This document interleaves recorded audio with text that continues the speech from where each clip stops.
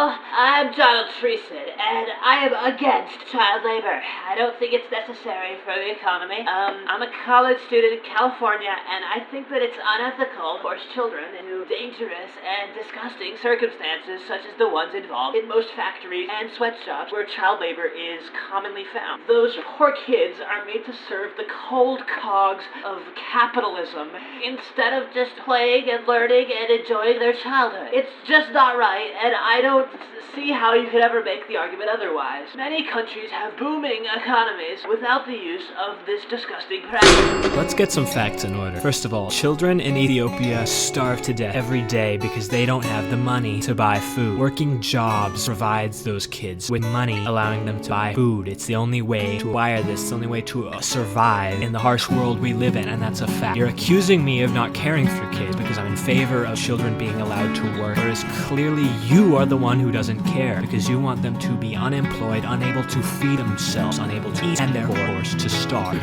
Now, let's explore a few threads of thought that perhaps you dropped in your eagerness to, well, who knows what you're trying to accomplish here. But listen, if kids don't do work, they don't contribute to the economy, how will things ever get done? Who will do all these things? There will never be enough people in the workforce. What counts as a kid? Who's a kid? What will the kids who can't work be doing with us? It doesn't make any sense. I don't understand. And listen, you have a really weird voice, okay? The counter argument to this point that I'm trying to make, hearing it come out of your voice, I don't even believe that you truly believe it, because why would you have a voice like that? I just don't get it.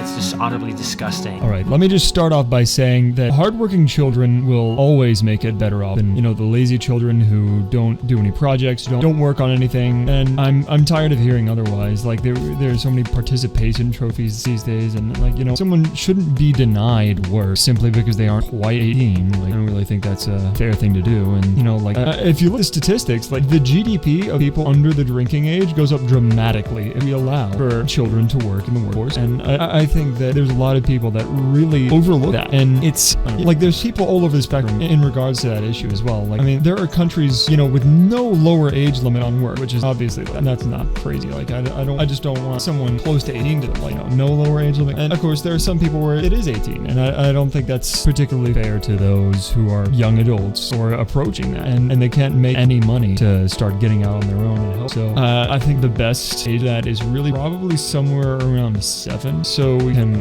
that's like near the halfway point. I think they need to get a little head start, get ahead of other people around there. And listen, you say, oh, kids can't do work. It's not possible. Yeah, that's a lie. It's incredibly common for kids to do household chores. Sometimes they don't receive any compensation at all, and that's not even what we're arguing. Kids to be compensated for the labor they perform in the economy that they help develop. They're the only way to develop. You tried to appeal to emotions. You baited us with, they're just children. And that's a common fallacy. They appeal to emotions. It's easy to understand why one may become emotional about this topic, but in the spirit of logic and good debate, which is what we're here to do, there's no denying child labor is essential to the economy, and you just seem to be flying in the face ass. So let's look at some more facts now, okay? Nike, shoe company, clothing brand, a very large company, Fortune 500, famously practices child labor in their factory.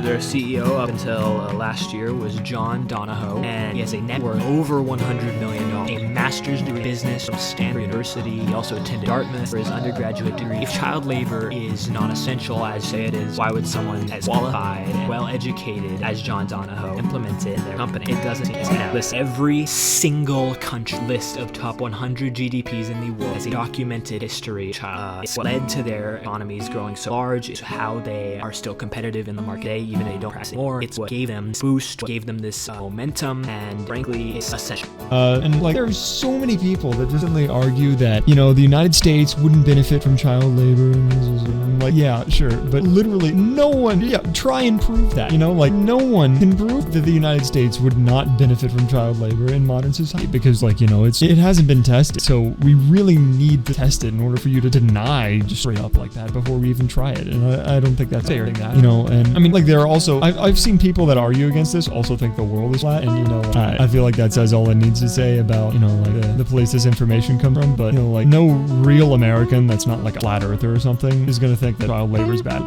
I think they're more just scared of the social connotation around the word, child labor. I don't really think that's, I think that's just gotten out of hand. I'd also say probably, I'll say that I think outlawing child labor is a surefire way to guarantee that in the future, no one will have jobs. I mean, we're already seeing that with AI and stuff, where, maybe coming soon, we'll see the minimum age to start working go up, and, suddenly people are old and too young to start working, and long before 18-year-olds are seen as too young to work, and then 20 and 30, 50, 60 even, and before you know, no one can actually work because, it's immoral. And, I guess my main case is, in order to properly test whether child labor helps, you have to kind of, believe in it, implement it, and test it before outlawing it, unlike the current circumstance where we are now. I mean, we need more children in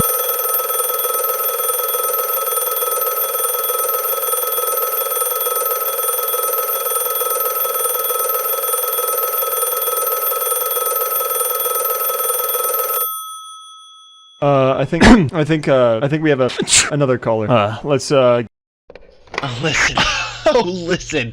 There is no successful company these days that doesn't utilize child labor. Our economy is practically built on it. It's part of the whole world, okay? Listen, you like cheap clothes, right? You like designer outfits made outside of America? Get a grip. It's not like it's all bad, okay? Just because occasionally stories come out against certain companies doesn't mean it's all bad. People will find a way to misuse any commodity. There's nothing immoral about safe, aggressive, modern child labor. Children are in the physical prime of their lives.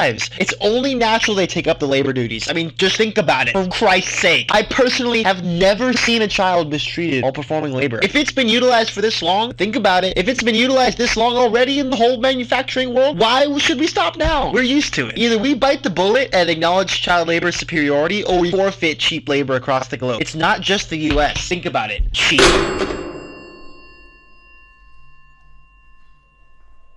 But that's enough about that. Today's podcast is brought to you. Jesus, I'm coughing. God, I got a cold or something. Today's podcast is brought to you by the Nestle Corporation, and Nike, and buy some Nestle bottled water. They're our sponsor. Proceeds go to yes. Yeah. So get some bottled.